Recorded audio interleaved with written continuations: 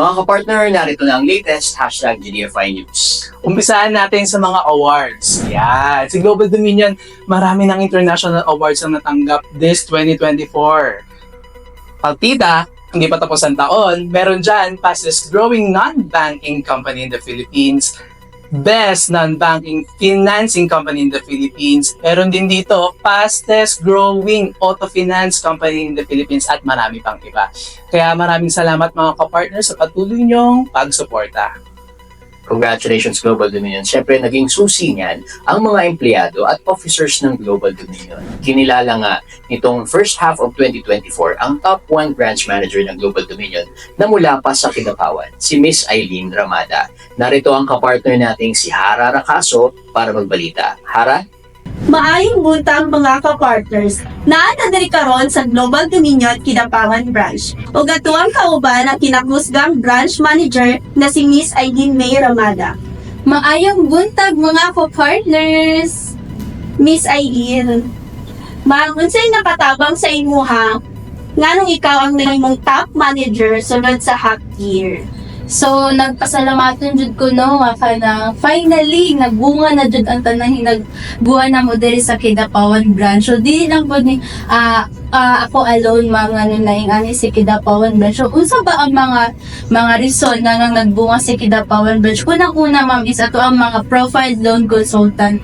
So, nagdako jud ang mag-release ang Kidapawan Branch tungod sa ato ang mga loan consultant. Dili lang kay basta-basta nga mga loan consultants ma'am, kundi mga profile loan consultants. Pinaka nag-work sa mua kay to mga staff na proper delegation sa mga staff kay since ka sa mua diri sa Kidapawan Branch ma'am is dili na ako mag-remind do sila kasi lang mga pagkabuhaton.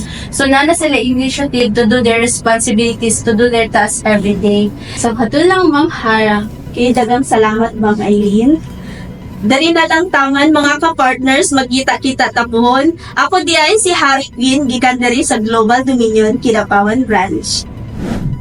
At mga ka-partner, last August 20, we once again hosted this year's OA Global Dominion Cup in celebration of the birthday of our brand ambassador, Sir Ogie Alcacid. This event was held in Valley Golf Country Club at dinaluhan ito ng ating mga leaders and executives and partners ng Global Dominion.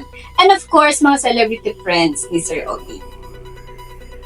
Isa pang mainit na balita kung this year award-winning ang Global Dominion, award-giving naman ang financing company na ito next year. Inilaunch na kamakailan ang Global Dominion Awards 2025 kung saan kikilalanin ng Global Dominion ang fastest growing SME, most innovative SME at ang CARE Awardee or yung CARE meaning Communities, Altruism, Relationships, and Environment. Sino-sino kaya ang mga mananalo sa kauna-unahang Exciting yan. Global Dominion Awards 2025? Abangan natin yan mga kapartner. At para sa marami pang hashtag pwede pala stories, kapartner Quincy Lopez, Kami ang hashtag kapartner mo sa pag-angat, kapartner Jelly Ventura. Balitang negosyo, balitang finance, balitang Global Dominion. Kapartner Ian Guenzon, ito ang hashtag GDFI News.